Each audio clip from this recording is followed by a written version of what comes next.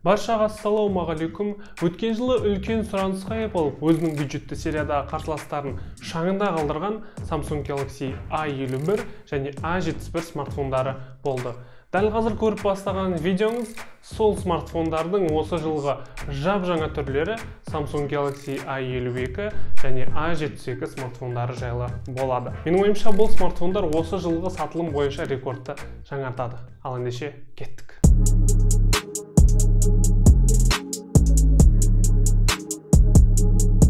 Бір көргеннен баға беретін жері ол әрине дизайн. Міне осы жерде респект өте қатты ұнады. Өткен жылға қарағанда дизайн жағы өте үлкен өзгерістерге ие болған. Біріншіден, артқы панельдің глянцевый пластик емес, толығымен матовый болуы. Яғни ол бір жағынан қырылып қалуларға шыдамды, ал екінші жағынан қымбат әрі әдемі көрінеді. Екіншіден, камера блогының артқы панельмен әдемі қосылып кетуі. Яғни өткен жылдағыдай камера блогы бұрыш шығарып бөліктеніп шығып тұрмайды. Ал камера блоктың өзі өткен жылғы Samsung Galaxy S20-ға ұқсатып істелген. Ал үшіншіден, корпустың түстерінің толығымен бір тонды болуы. Олар төртеу қара, ақ, фиолетовый және ақшыл көк. Толық төрт түсте өте әдемі көрінеді, бірақ менің жеке өзіме қара түстісі өте қатты ұнады, өйткені ол қалған үшеуіне қараған кезінде кішкене қымбаттау көрінеді. Ал алдыңғы панельге айтатын болсақ, алдыңғы панельде ешқандай өзгеріс жоқ, экран және жоғарысында камера орналасқан. Ал енді корпустың сыртқы элементтерінің орналасуы. Астыңғы бөлікте бұрынғыдай динамик, Type-C порт және наушникке арналған аудио джек бар. Оң жағында әдеттегідей дауысты өзгертетін қос кнопка және смартфонда блокировка, разблокировка етуге арналған кнопка бар. Ал сол жағында ештеңе жоқ, жоғарысында сим-карта мен флешкаға арналған слот орналасқан. Өкінішке орай алдыңғы видеода айтып кеткен Xiaomi Redmi Note 10-дағыдай екі симка плюс флешка емес, бұл жерде гибридті, яғни бір уақытта екі сим-карта қоясыз, немесе бір сим-карта плюс флешка қоя аласыз. Ал флешканы 1 терабайтқа дейін қосса болады. Звук жайлы. Бұл жолы динамиктері стерео дыбыс шығарады. Яғни екі динамик қосылып шырқайды деген сөз.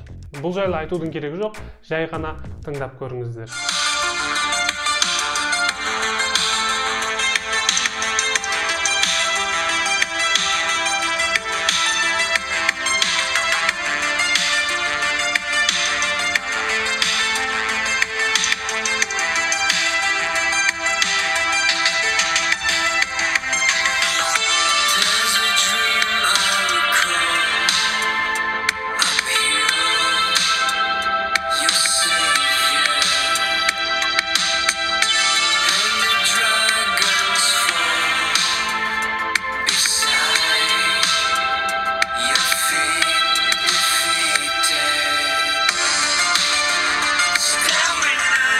Осы жолы жаңалық болған көп бюджеттік серияларда жоқ стандарт, су мен ылғалдылықтан қорғайтын IP67 стандарты дәл осы смартфондарда бар. Ол бойынша телефондарды 1 метр тереңдікке дейін 30 минут уақытқа дейін ұстаса болады. Менің ойымша бұл сегменттің бағасына қарағанда жирный плюсқа айналады. Дисплей. Екі телефонның дисплейінің матрицасы Super AMOLED.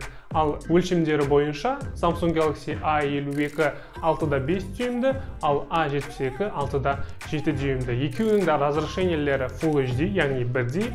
Ал экран Gorilla Glass 5 қорғауыш технологиясымен қапталған. Айта кететін жайт, ол өткен жылы Gorilla Glass 3 болатын. Экранның өзінде қол ізімен ашылатын сканер өз орнында қалған. Ал экранның жиілігіне келсек, ол 90 Гц-ке дейін өскен.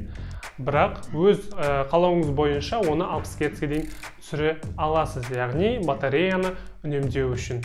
Батарея демекші аккумулятор көлемі өткен жылға қарағанда 500 мАч-қа көбейіп алды. Яғни өткен жылы A51 және 71-де 4000 және 4500 мАч болса, осы жолы A52-де 4500, ал A72-де 5000 мАч болды. Яғни аккумулятордың шыдамдығы өсті деген сөз. Айтпақшы, коробкада телефонмен бірге аккумуляторды қуаттайтын қуаттағыш келетін болады. Ал енді смартфондардың жүрегі процессор. Бір қуантқаны осы жолы Samsung өзінің жеке процессорларын орнатпай, орнына америкалық Qualcomm компаниясының 8 ядерлі Snapdragon 720J процессорын орнатқан. Оның максималды күштілігі 2,3 ГГц. Ал видеокарта орнын дәл сол компанияның Adreno 618 чипі басқан.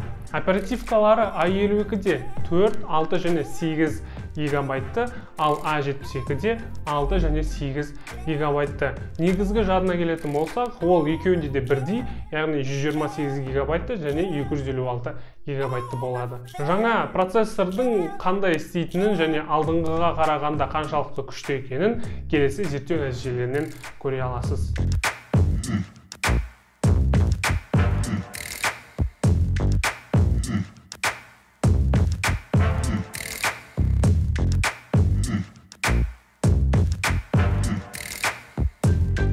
Ең қызығы ол әрине камерасы. Екі модельде де камералар саны 4-еу, олардың негізгісі 64 мегапиксельді, оның апертурасы 1.8 және оптикалық стабилизациямен қамтамасыз етілген. Одан кейінгі камерасы ол кең бұрышты камера, ол 12 мегапиксельді, қамти алатын бұрышы 123 градус. Және макро режимге арналған камерасы болса 5 мегапиксельді. Ал төртінші камералар модельдерде екі түрлі, яғни A52-де 5 мегапиксельді датчик глубины болса, ал A72-де 8 мегапиксельді телеобъектив. Яғни ол A72-ге 30 еселік зумды қамтамасыз етеді. Бұлай айтқанда A72-де 30 есеге дейін жақындатса болады, ал A52-де бар болғаны 10 есеге дейін жақындатып түсірсе болады. Телефондармен таныстырдым, енді олардың бағаларымен таныстырсам. Kaspi.kz сайтында Samsung Galaxy A52-нің 4 және 128 гигабайтты версиясы 170 000 теңгеге бағаланып отыр. Ал 8-де 256 гигабайтты версиясы болса 197 000 теңге. Samsung Galaxy A72-нің 128 гигабайтты версиясы 206 000 теңгеге бағаланып отырса, ал оның 8-де 256 гигабайтты версиясы 243 000 теңгеге бағаланып отыр. Ал енді қорытынды.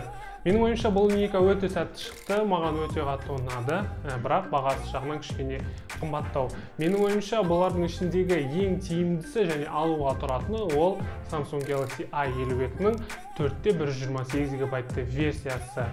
Ол бір жағынан арзан анағұрлым, ал екінші жағынан барлық жаңалықпен қамтамасыз етілген. Олар суға шыдамдылық және өткен жылға қарағанда анағұрлым күшті процессор әрі аккумулятор. Әрине, талдау бізден, таңдау сізден. Егер видеомыз ұнаған болса, осы видеоның астына лайк басып, комментарий қалдырыңыз.